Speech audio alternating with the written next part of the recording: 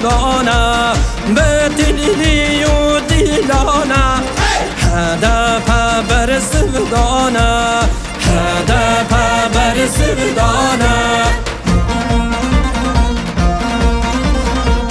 اوریچا آزادیه و گروژ helatiye partiya geluva Tecridi de kıracağız, savaşı da sonlandıracağız, kentlerimizi de biz yöneteceğiz.